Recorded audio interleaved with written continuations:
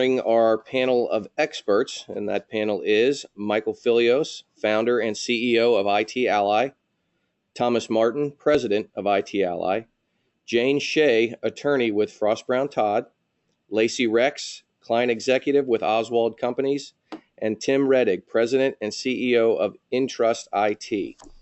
Now, some of the topics that we're going to be discussing this morning are cybersecurity trends, basics of ransomware and cyber liability coverages, assessing your risk, security technology capabilities, and then we'll have an opportunity for question and answers at the end. Please feel free to send us any questions through the chat room that you might have, and we'll be sure to discuss those. We'd like to let everyone know we are also recording this session, which will be then posted on the Chamber and IT Ally's websites after our conclusion. I'd like to jump right in and hand our presentation off to Michael Filios.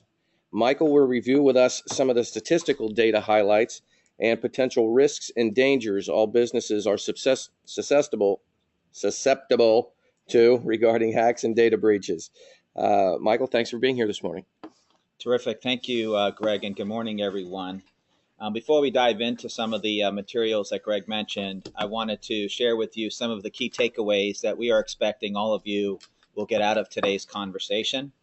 So it's our commitment to make sure that, number one, when you leave here today, you are increasing your overall cybersecurity IQ. Number two, that hopefully will stimulate some thoughts for you in terms of uncovering potential risks in your organization. And number three, most importantly, is that hopefully you are beginning to devise some level of actions to mitigate these risks. So we'll talk about a call to action here as we go through the presentation.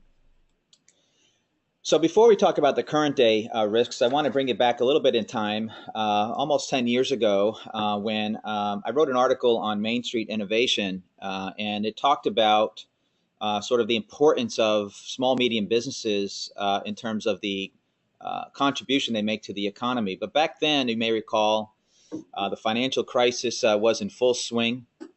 We had recovering from recessions, either post 9/11 or other economic impacts that were causing the economy to slow down. And there was a lot of discussion around innovation and the growth of the economy.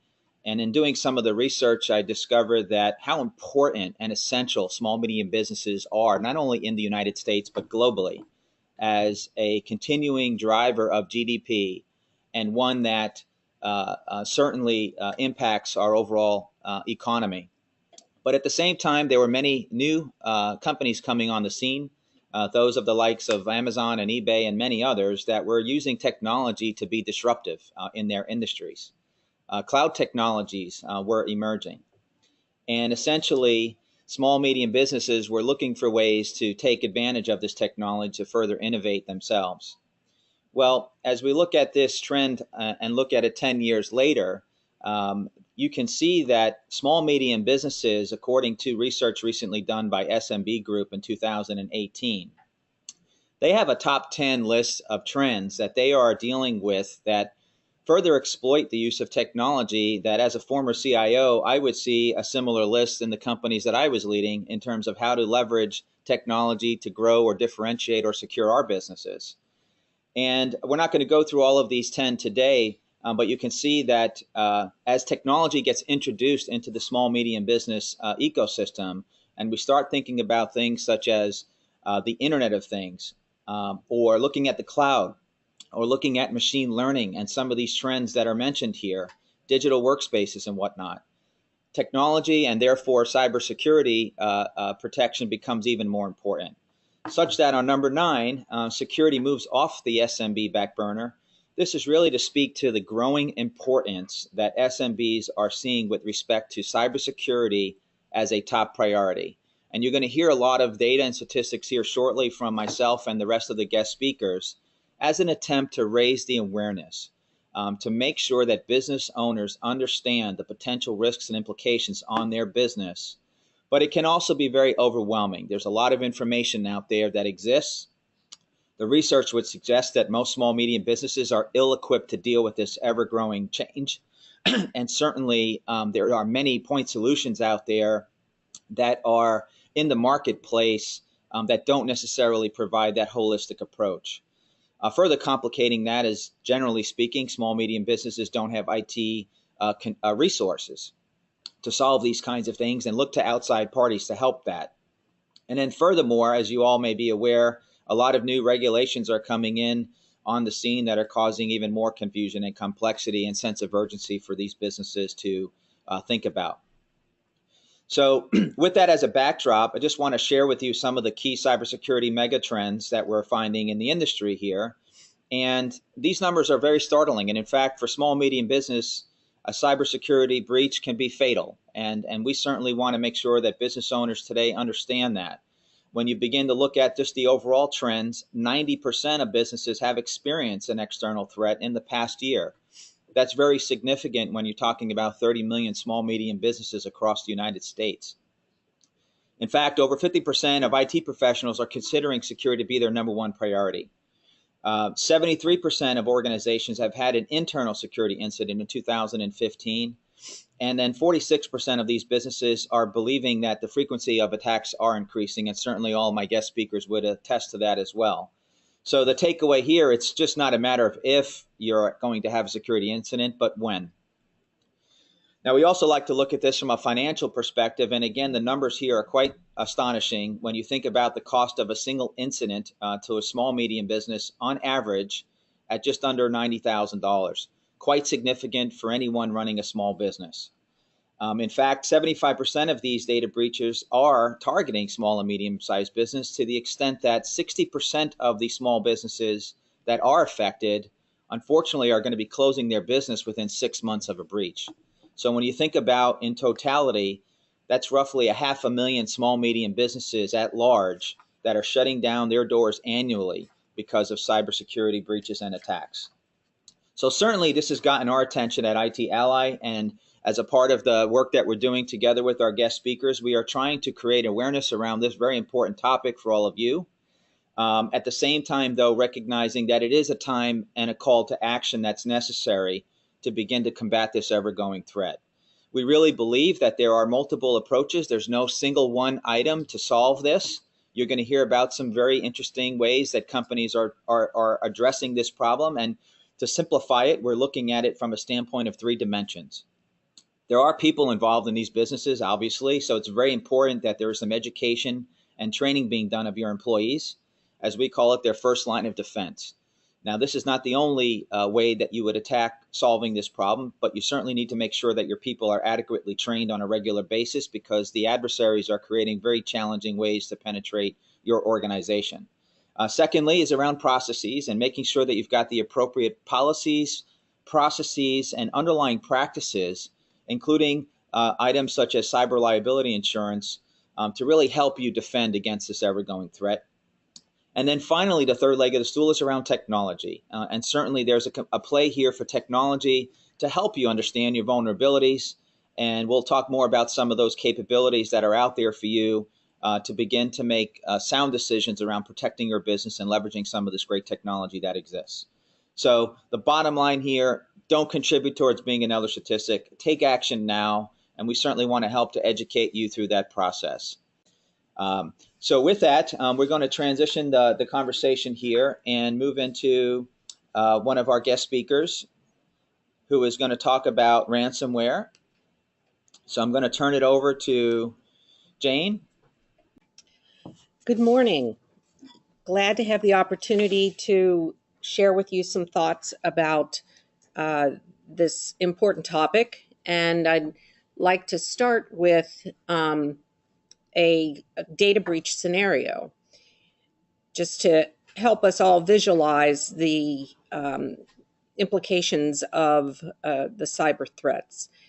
So imagine a records clerk who opens an email from a name that he doesn't recognize, but the email comes from the domain of a company vendor. So seems safe enough. Communication from, there's turnover. Communication from the company is what is important. So he opens the file that's attached to the email thinking that it's work related. Immediately the screen goes red and the message says his files are locked and he must pay $50,000 in Bitcoin to gain access to them. And it goes on to say that the files will be deleted in 8 hours if the payment doesn't come through. And as a records clerk, he has close to unrestricted access to the numerous network shares, and as a result, so does the fraudster. And at almost the same time, the help desk begins receiving calls from multiple users that they cannot access their files. And of course, this elevates to the chief executive officer or the owner of the company asking what to do next. So the question then is, how do you react? Are you prepared? I'm throwing out a few ransomware and hacking facts here to build on what Michael has talked about. It has, in 2016, hit the billion-dollar industry mark, which is nothing to crow about, unfortunately. The attacks have increased by up to 250% in 2017, with damage costs aggregating over $5 billion. Ransomware attacks are becoming more widespread and across industries. There's no industry that's immune to these attacks. Cloud services, there's great concern that cloud services may be the next target. And finally, the average ransomware payments have increased substantially in 2017 from an average of $15,000 to, in some cases, well in excess of $250,000. And of course, when the fraudster poses the or presents the demand and the time period within which that demand must be met, oftentimes any attempt to negotiate an extension of that time period will result in an increase in the ransomware demand.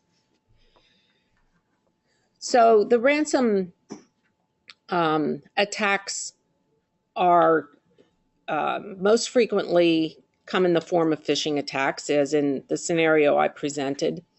And in some cases, spear phishing. What we're seeing an increase in is demands or emails coming into HR managers and payroll personnel, particularly at this time of year, tax season, where employee tax information is targeted. And I worked with more than a few clients last year that had experienced these spear phishing attacks.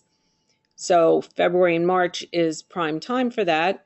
The important thing to convey to all of the employees is trust but verify. So in the example of the ransomware scenario, the fact that there was a familiar domain name does not necessarily mean that it's okay to just randomly open any attachments or links within the emails. Malware is distributed, as I said, with a link or an infected attachment. Another increase that we're seeing is in medical ID theft, not just identity theft, but medical identity theft. So there are wonderful, substantial technological solutions and protections available that you'll hear more about. But if you haven't adopted those yet, do you at least have a plan in place? What are your next steps? And one of the key steps to take, which doesn't cost you much of anything, is to develop an incident response plan. The incident response plan is something that provides guidance around what to do when faced with a data breach or an incident, fraud incident, and whether or not it involves a ransomware demand, and involves things like has components of who to call in within your organization, who to contact outside of your organization. Do you contact law enforcement? Do you contact federal, local, and who? Do you have the phone numbers handy? Do you have the names of the local law enforcement officers that you would want to call.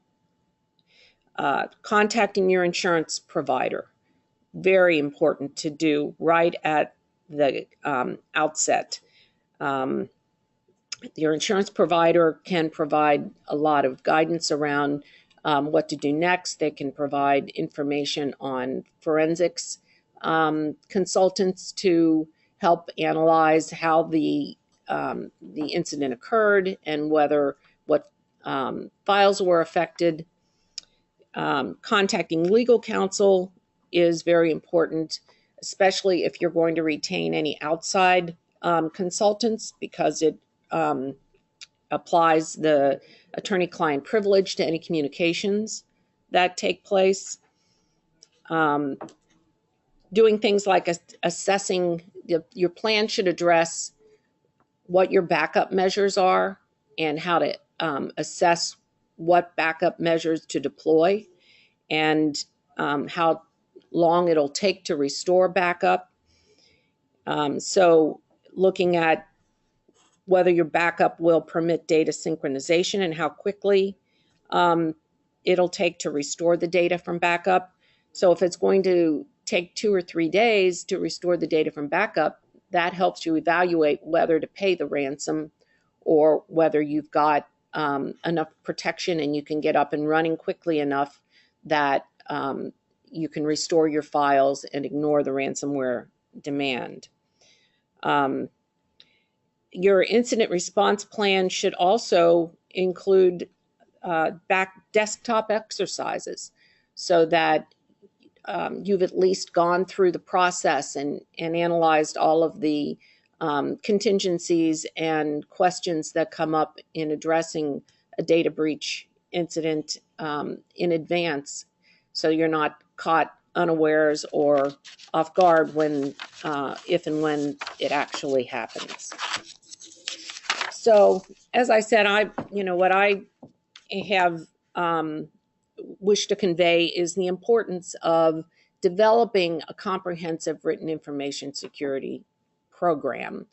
The incident response plan is an important part of that program, but it is important if you work with a lot of data, if you have employee data, customer data, to identify where that data resides, engage in a data inventory and a data flow process so that if an incident happens, you know what data has been affected. Maybe a data classification process is also helpful, so you can perhaps segregate what is sensitive or confidential data from data that is not considered sensitive and confidential. So a comprehensive information security program consists of policies, processes, and procedures. The policies would address, first and foremost, a privacy policy. What data do you collect? How do you use it? This should be a public-facing policy that, take a look at your website privacy policy. Does it really reflect what you do? Does it really reflect what data you collect? That is considered a contract between you and the public by the FTC.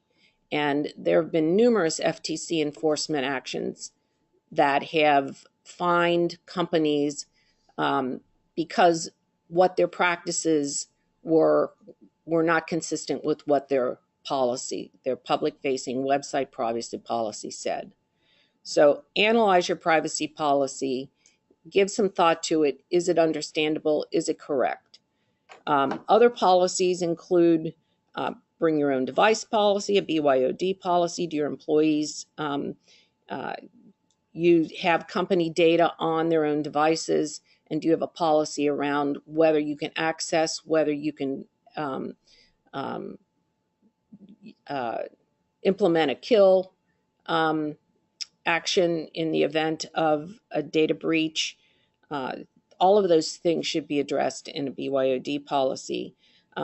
Data classification that I mentioned before, a data classification policy would be used internally and employees would be trained on it so that data is stored in the correct locations with the correct restrictions around access to it within the organization. A record retention and destruction policy is also important. That's the lesson from the 2007 TJ Maxx breach, in which they collected and retained customer data far longer than was necessary, and as a result, the breach exposed a far greater number of records than had ever happened before. And then an encryption policy. What data are you encrypted? What data should be encrypted? Is it encrypted in transit? Is it encrypted at rest? Analyzing all of those things. Third-party provider contract review is extremely important. If you have third parties providing services, what information security measures do those third parties have in place? Do those service providers have in place? Exercising and engaging in that due diligence at the time of contract is extremely important to establish the standards that you expect, and periodic review and audit of your third providers, or requesting a third-party audit assures you that those measures continue to be in place. And of course, your employees, as Michael said earlier, are your first line of defense. So training employees in cyber hygiene is extremely important for prevention, data breach prevention purposes. If you're the owner of the business, then you're all over this. If you're not the owner of the business, you need to get the corner office to buy in, because if you don't have senior management's endorsement of these efforts, then they're just simply words on paper. So developing processes, procedures for handling data and using good data hygiene are key to minimizing your risk for losses in the event of a breach or an attack. And then finally, last but not least, reviewing your insurance coverage and considering all of your options for protection. And there are a lot of really fine policies and protections out there that Lacey will share with you next. Hi, I'm Lacey Rex with Oswald Companies, and I'm going to talk to you about cyber liability insurance and how it comes into play in the event of a breach. Many companies are transitioning towards purchasing cyber liability coverage. However, some companies still retain that risk, and they have not transferred it to insurance. So if you haven't, this is a good starting point as to what the coverages are, typically look like and are structured. So I like to look at the policy in two different ways. It's a first party and a third party exposure. So your first party coverages essentially are going to be your out-of-pocket expenses in the event of a claim. So it could be any kind of, it could be forensics coverage, it could be any cyber business interruption, et cetera. Third party, that's going to be any kind of damages that a third party suffers as a result of a breach. So if you transmit malicious software to a third party, et cetera, and you harm them, the policy is going to protect in those situations. So digging a little bit deeper into first party insurance coverage, this coverage is always and constantly evolving and shifting. So even if you have a policy in place, I think it's important to look at it, make sure you're looking at your contracts, making sure you're in compliance with them, but also just revisiting your insurance policy regularly, making sure it's still a fit with your organization. So event management expenses, those are going to be any kind of notification costs that you're going to suffer if you have a breach and personally identifiable information is compromised, or personal health information, et cetera. So that's going to be call center costs, credit monitoring services to third parties that have been harmed. It's going to also take into account any type of notifications that need to be set out, legal expenses, IT forensic expenses, just to figure out how they got in, what information was compromised. And it's also going to, just make another third party whole in the event of a breach. Cyber extortion is also included in there. So if you open up a ransom email, as Jane had mentioned, it shuts down your system. It's important that you can transfer that risk and the actual ransom itself to insurance. It's also important that you loop them in immediately, but cyber extortion is one way of transferring that risk. Data restoration expenses. So if information is corrupted and you need to recreate it, those costs can be transferred to an insurance policy as well. And then, typically most companies don't realize that your property policy, if you have business income loss, does not extend to a non-physical business interruption. And what that means is if you're heavily reliant upon, if you're a manufacturer and you have automated services and you have a ransomware bug that's in your system and things aren't functioning properly, you're not able to accept orders, you're going to have a loss of business income. And that's not going to be covered under a property policy. So you can transfer it through a cyber liability insurance policy. There's also, in this day and age, everyone's moving more and more towards cloud services or third parties, dependent business interruption. So if you're heavily reliant upon a third party and they're down and they affect your business, you can actually transfer that risk as well. Some carriers handle it you need to list them by name on the policy. Some can handle it on a blanket basis. Not to get too far into the weeds, but we can actually take that event and transfer it from a malicious attack, so a malware, to a non-malicious. So it can be what's called a system failure.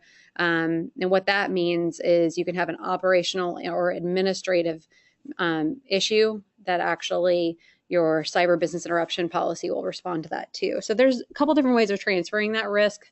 And it's important to understand the distinctions as well.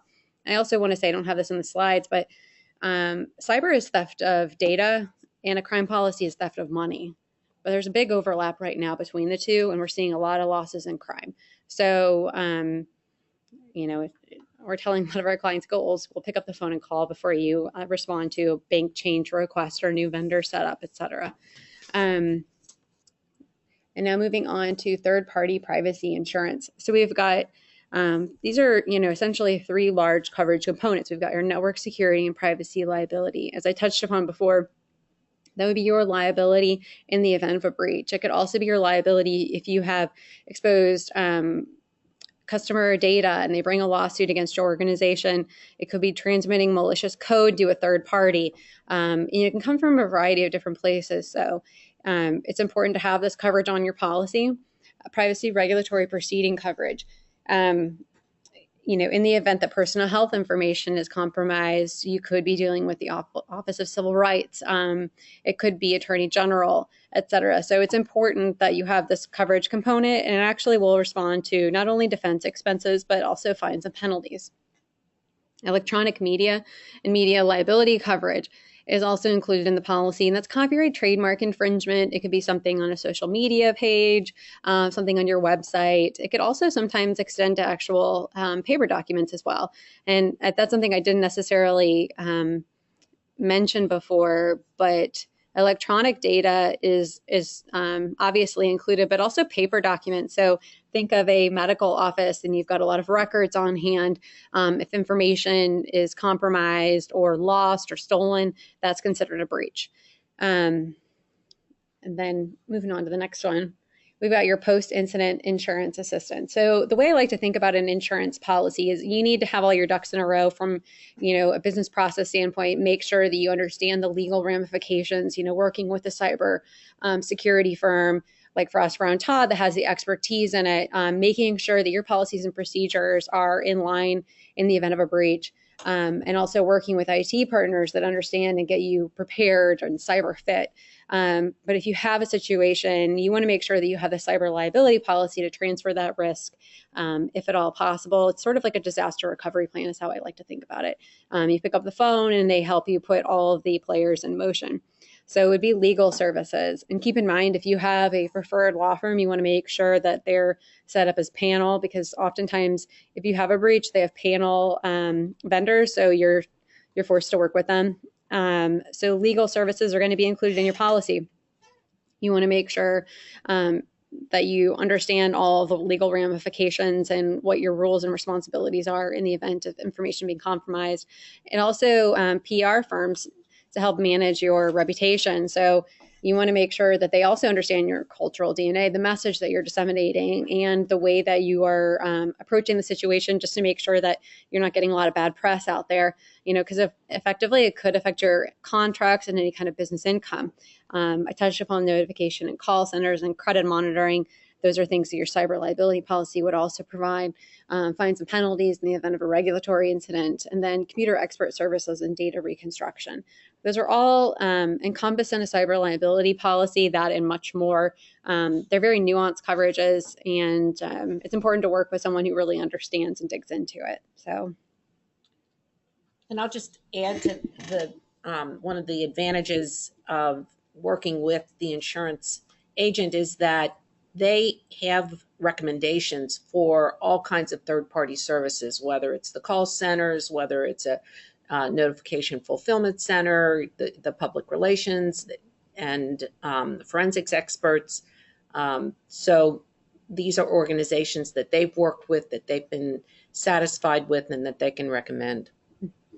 Well, very good. Well, thanks, guys. So this is Thomas Martin from IT Ally, and want to take a moment to really talk about, given the backdrop, how to assess your cybersecurity risk and why you would want to. You've heard Jane and Lacey talk a lot about, what a breach is and how and why you would want to insure for it. But as you begin to think about being a small business, and Michael highlighted a lot of the statistics, unfortunately, most small businesses believe that they really do not need to address security because they have nothing that's really worth stealing. And unfortunately, this really couldn't be further from the truth. They actually are common targets for cyber attacks, both due to their size as well as security practices. Many claims are given by most SMBs that it's difficult to keep up with protection, and things are changing so quickly that they just don't have adequate tools and resources to be able to address those threats. Really, some of the common areas for exposure, and Jane highlighted a lot of that around this whole aspect around cyber hygiene, and that's employees. They're not trained on best practices or even around password policies and other policies that you have within your company. And training is just such an essential part of that. Key areas of exposure in that regard are really around phishing, but now folks are going so far as even to address things called smishing, which is effectively your SMS text within your cell phone or personal device that actually utilizes that device to, similar to a link, be able to inject malware into your organization. Other things come down to things like your open USB ports on PCs within your company. Folks picking up a data drive off the parking lot that's labeled employee payroll. Simply inserting that into a PC device could inject not only that PC, but your entire network. Jane talked about it, but unencrypted drives, not having proper both encryption for your data that's on PCs, your servers at rest or in transit, as well as even encryption on your devices regarding Bluetooth and others when you think about peripherals. As you look at PCs and servers, lack of security in regards to patching.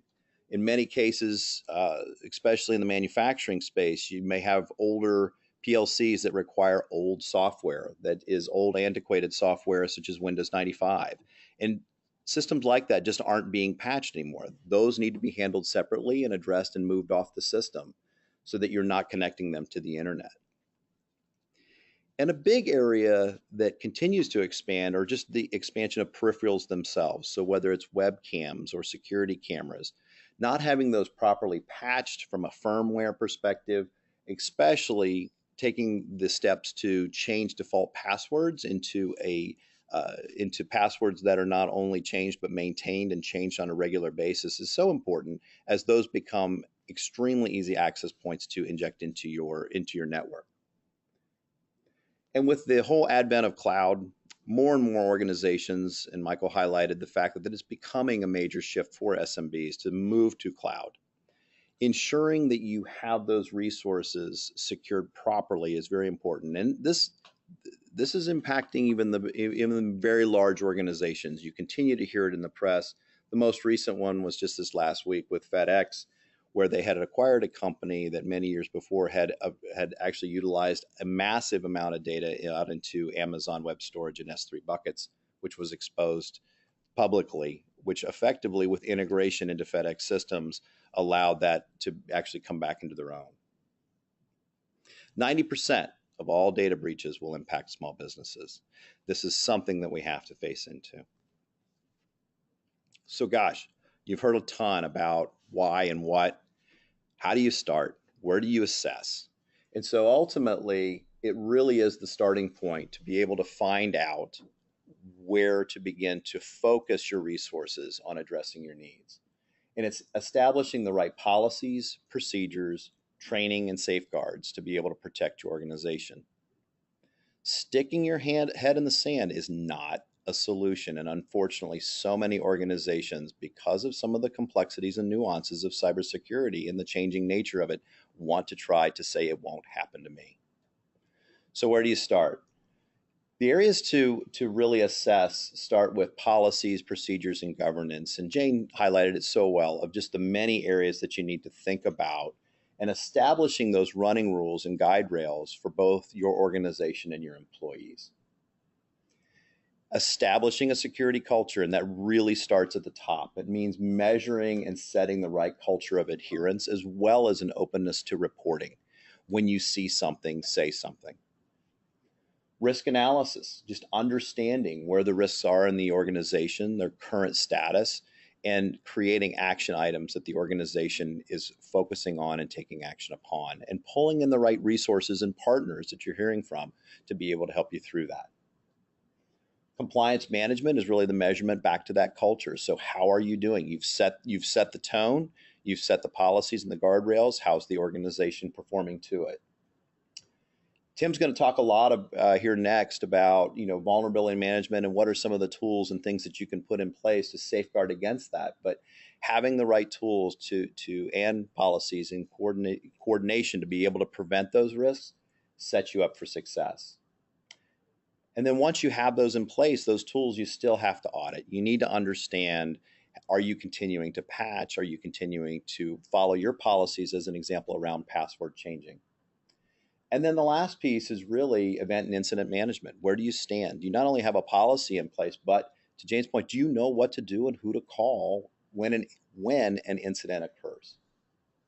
So understanding is the first step. It shows you where to focus, that you can begin to pull in the right folks to assist you in your organization. And so with that, I'm going to turn it over to Tim Redding to be able to talk about what are some of the tools that can help your organization. Hey, thank you. This is Tim Reddick. I'm president and CEO of InTrust IT here in Cincinnati, Ohio. And I'm going to talk about some of the different ways that you can protect your company, because one of the big aspects of IT security is the fact that it is layers. You have to do multiple things to keep your systems secure. And it's difficult to know which one of those items you should invest in to protect yourself. So Accenture did a study last year on the cost of cybercrime. And what was unique about this study is there are a lot of other studies out there that look at the cost and frequency and size of cybercrime, but this one actually looked at what security investments actually had a return on investment, or actually had what protected the companies that were breached the best. And what this diagram here is attempting to show is it's ranking the different items and what the cost savings were from the things that provided the best cost savings to the items that they put in place to protect that provided the least cost savings. And the reason I have advanced perimeter controls highlighted in the middle is because that was what was the highest amount of spending, and it actually did not have a positive return on investment. So that's kind of in the middle. Anything above that did provide a positive cost benefit, or at least broke even, like advanced identity and access control. Access governance. But the advanced perimeter controls, when we go into small, medium-sized companies, it's something we see pretty often where they've been breached. They come back and they're like, we just spent all this money on this really fancy firewall and it's just not protecting us. And it's because a lot of small businesses now, the users are so mobile, they're not hidden behind that perimeter protection anymore. They're at coffee shops, they're at home, they're on the road, at hotels and conventions and that. So that is a place we found. In this case, this was one of the worst places in this study where they found that companies spent money and actually didn't have a very good cost savings because of that. So trying to figure out what all of these things mean above what exactly advanced identity and access governance is, and automation and machine learning and cyber analytics and all that, I want to try and simplify it a little bit. So if we go to the next slide here, and what I can do is equate this to what you would see in physical security. So on identifying and protecting your physical home, you've got keys and locks. So you give keys out to certain people to get into your house, and you've got locks that prevent people that don't have keys from getting into your house. However, those things can be breached. Locks can be picked. They can come in through a window. Other ways they can get around that. So to detect whether somebody has gotten into your house or not, you've got an alarm system. You've got video cameras to record what they do. And if somebody did get past your protection because they picked a lock or something like that, and you are notified, you do have the ability to respond and recover by contacting the police. If they did damage something, you have insurance. So now we take a look at that and compare it to our data security comparison and look at the exact same categories there. So on identity, identify and protect, you've got usernames and passwords, and you've got firewalls and encryption that keep people out of your systems. And then on the far right side, you've got data recovery, the ability to restore from backup. And then you've got your insurance if they do cause you any damage, that you can transfer that risk elsewhere. But a lot of times what's missing in the middle there is the SMB blind spot.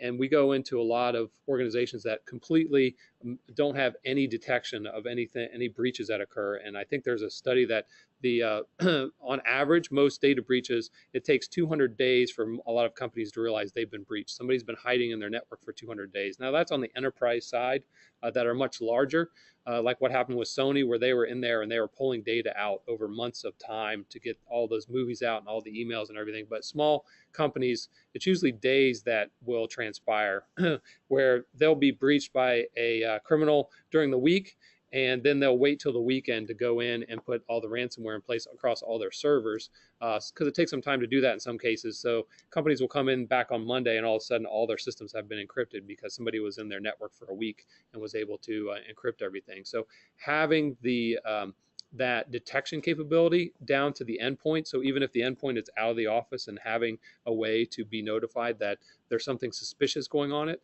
on that endpoint, that's where we're seeing the SMB blind spot. So what can you do to protect yourself? There are enterprise tools now that are coming down and filling that small, medium-sized business security void that we've seen in the past. And that is actually actively scanning the network internally and externally for vulnerabilities, so you know where your vulnerabilities are and you're not blind to them. And then continuously listening to the traffic that's hitting your network or hitting your endpoints. So if somebody does figure out a way to exploit one of your vulnerabilities, that you're aware of that immediately. And then the log analysis, being able to correlate and look at user behavior that may be suspicious and identifying that very quickly. And then having some threat intelligence so you know exactly what's happening real time and how to deal with the issues. And this also makes it a lot easier, when if you do have a breach, when you're working with the insurance company, the forensics they're looking for, this type of information provides you with what you need. So we don't like having SMBs blind to what's going on in their environment. And these are the types of tools now that are becoming cost effective. And from the study, like the Accenture study that I referenced above, the fact that it is actually protecting companies and providing a good cost benefit that we've seen in the out in the SMBs that we work with. So with that, I think about wrapping it up. Thank you, Tim. And in about 45 minutes, we delivered quite a bit of information for our guests to listen in. So thank you to Jane, to Lacey, to Thomas, and Tim for that. We did allow for some questions and answers, and we'd like to see if there have been any that have come in, and we can start with those right now. So, Thomas, is there a question coming in online? So looks like we've got a couple coming in via chat, but why don't we start with opening the mic? I'm going to go ahead and open that real quickly. Okay. So phone is muted. Excuse me, the phone is open. If we have any folks on the call that have any questions.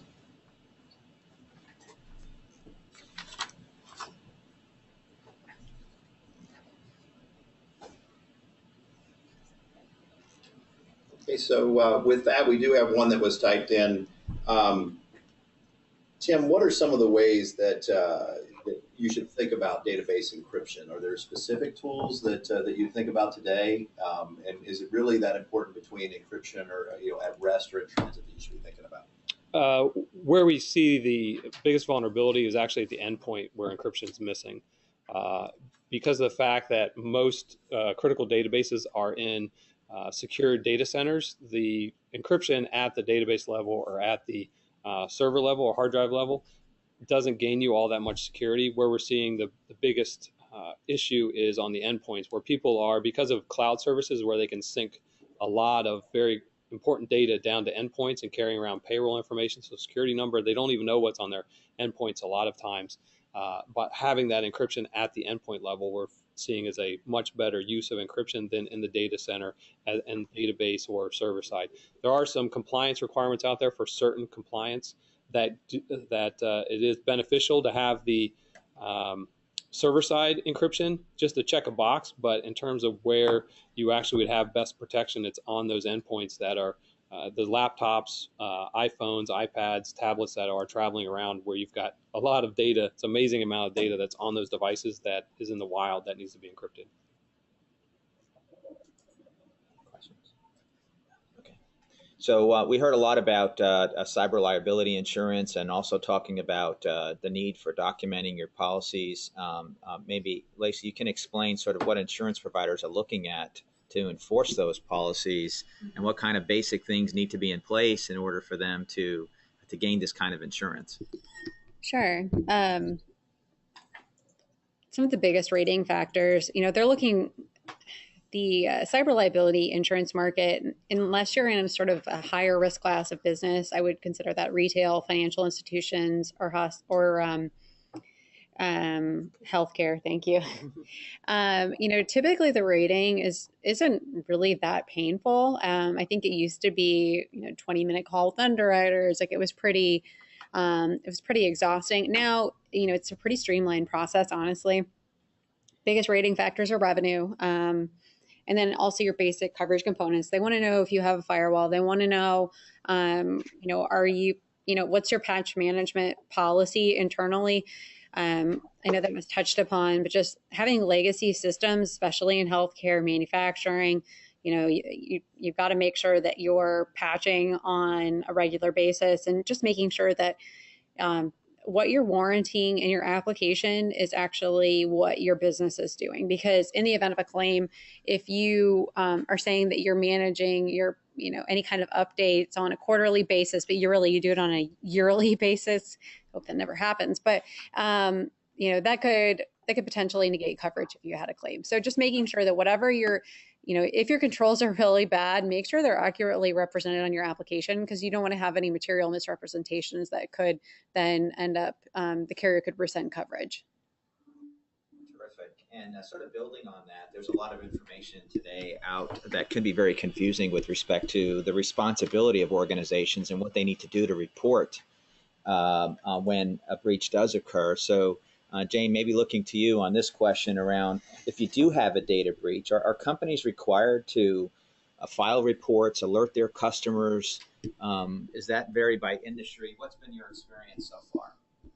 Well, like Lacey mentioned, the financial and the healthcare industries both have data breach notification, or they have data privacy laws that most of us are familiar with, HIPAA and Gramm-Leach-Bliley, that impose data breach notification obligations on organizations in those industries.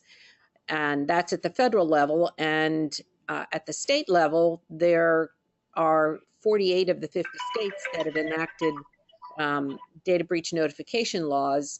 Unfortunately, while there is at a very high level some similarity or uniformity to those laws, once you start digging a little deeper in terms of timing of notice and to whom the notice must be provided, there are quite a few state law variations, and the residence of the individual whose data was affected dictates what that data breach notice obligation is. So if you have a multi-state customer spread, then you are forced to look at what each of those states require and refine your notifications consistent with those laws. That there's one or two states that require notification within 30 days. There are others. Ohio is 45 days. Many of them say without undue delay. And there are also some states that require notification to either the state attorney general or the state Department of, if it's a financial institution, State Department of Financial Institutions. New Jersey requires notification to state police before any notification is provided to individuals affected. I should also mention Massachusetts is the only state that actually requires a written information security program. And they've got a fairly robust regulation about what that should look like. And so any organization that maintains personal data on Massachusetts residents is required to have a written information security program in place. Thank you very much, Jane. And maybe one more question, unless there's others coming in from online. Well, I don't see anything written right now, but I would ask if there's any additional questions just directly from the phone, as well as any just our thoughts or comments. Okay. Yeah, so one of the other topics that's been coming up lately is two-factor authentication. So I was just going to ask Tim to maybe give some perspective on is that helping enforce some of the practices by utilizing two-factor authentication? Yeah, so if those on the phone are familiar with two-factor authentication, it's also called multi-factor authentication, but it is having a third piece of information to be able to log in. It's two-factor because you have your username and password normally, and the second factor is a code that would be like texted to your cell phone or an app on your cell phone that comes up with a code. So that for somebody to get into your information, they would need not only your username and password, but also your phone to be able to do that. So it is something that we've seen drastically improve the security of companies by putting that two-factor authentication in place. I would not be doing any banking at this point without having a two-factor authentication on my accounts. There is a website, twofactorauth.org, that you can go to that will list by category all the different websites that are out there that support two-factor authentication and those that don't as well. And it provides links to how to set up two-factor authentication on any given website that supports it. So it's interesting that two-factor authentication is available on Gmail, it's available on Facebook, it's available on LinkedIn, a lot of consumer sites that it's available on, but many small businesses don't have it on their email accounts, and sometimes they don't even have it on their bank accounts, which is gives the criminals a very easy way into many companies' information and money to get to their money.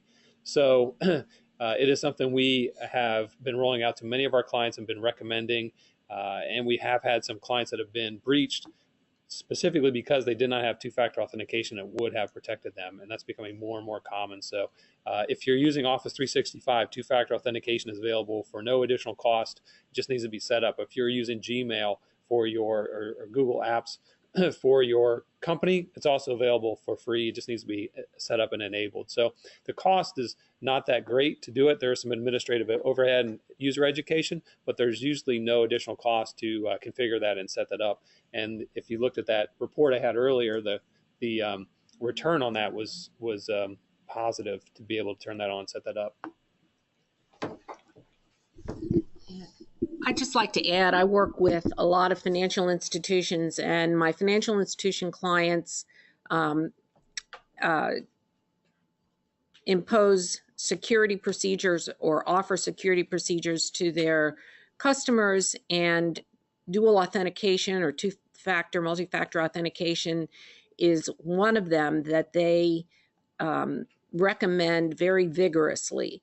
And the reason for a customer to deploy two-factor authentication is by doing so, if there is fraud, then the bank will in most cases be liable for the fraud loss because the bank has offered the two-factor authentication. If the bank does not offer it, then the customer, the question of whether the customer suffers the loss or not is in question. But if the bank offers it and the customer doesn't employ the two-factor authentication, in most cases the customer will be stuck with the fraud loss.